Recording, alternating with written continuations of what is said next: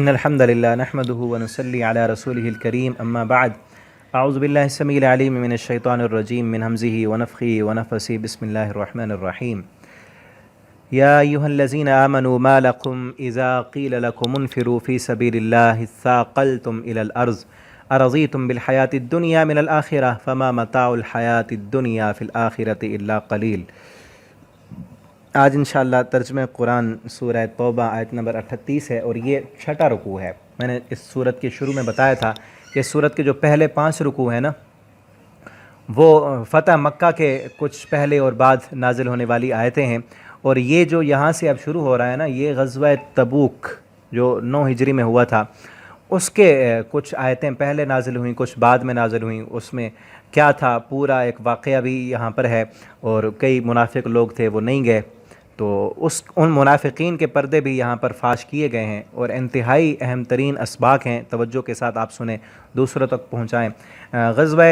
تبوک جو ہے وہ میں نے پہلے بھی آپ سے کہا تھا نا کہ آپ سیرت کی کتاب پڑھیں، الرحیق المختوم، مجھ سے کئی ساتھیوں نے لی بھی ہے PDF میں، آپ میں سے اگر کسی کو چاہیے تو وہ میں واٹس ایپ پر میسج کریں، انشاءاللہ میں PDF میں بھیج دوں گا، اسے آپ پڑھیں۔ مختصر میں آپ کو بتاتا ہوں، غزوہ تبوک جو ہے وہ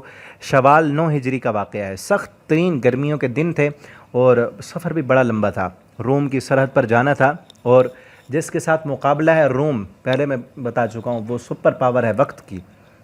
رومیوں کو پتہ چلا نا جب غزوہ بدر ہوا، احد ہوا، احزاب ہوا، فتح مکہ ہوا، یہ سارے پورے عرب پر ایک مسلمانوں کی دھاک اور رعب بیٹھ گیا، اور پوری طاقت یعنی بڑی طاقت کے روپ میں مسلمان ابھرے۔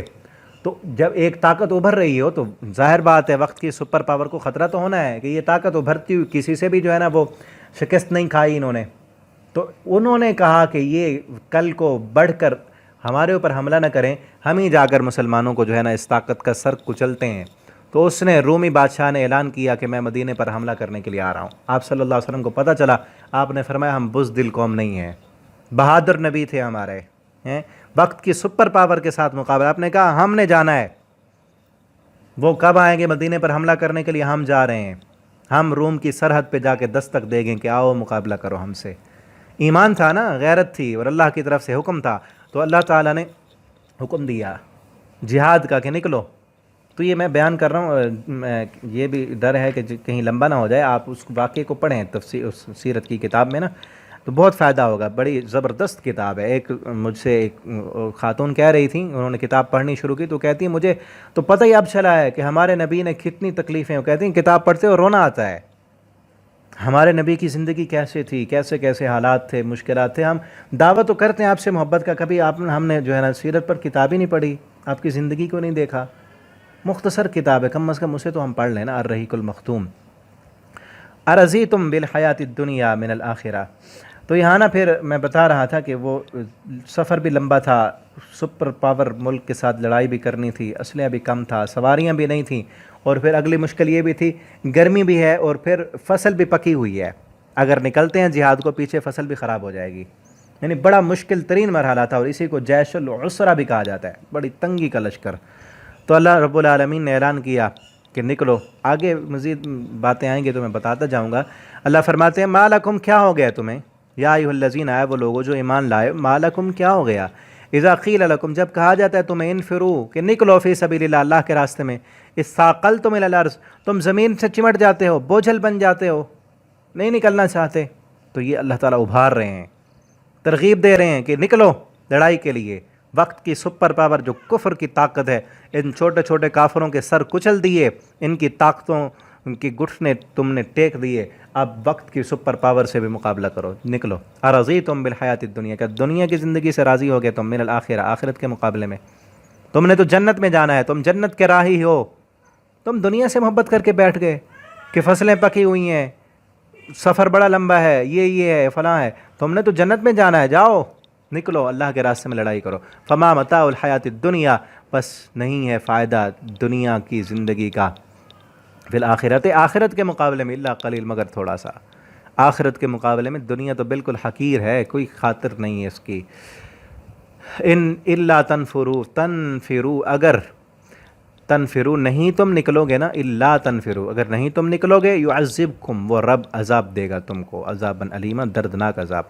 ویستبدل قوما غیرکم اور بدل دے گا قوم تمہارے علاوہ، اللہ پھر اور لوگ لائے گا، ولا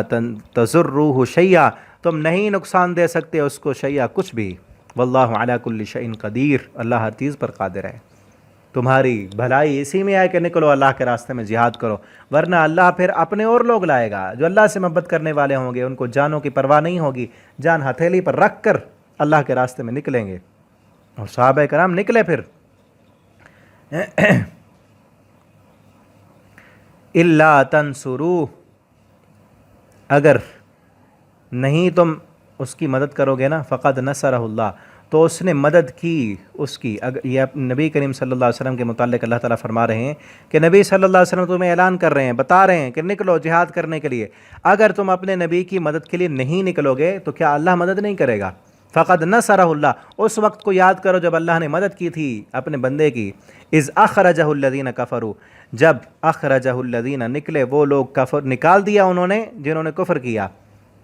کافروں نے جب مکہ سے نکال دیا تھا، یہ غار ثور میں آپ صلی اللہ علیہ وسلم جا کر ٹھہرے اس وقت کی بات ہے، کافروں نے نکال دیا اور آپ صلی اللہ علیہ وسلم جا کر غار ہرا میں غار ثور میں رہے، اور کافر ڈھونڈنے کے لیے اس غار کے دہانے پر پہنچ گئے، تو ابھی تلاوت ہو رہی ہے تو انشاءاللہ یہ آیت اگلے سبق میں ہم پڑھیں گے، اللہ تعالی ہمیں قرآن پڑھنے سمجھنے اس کے مطابق زندگی بسر کرنے کی توفیق دیں، والسلام علیکم ورحمۃ اللہ وبرکاتہ۔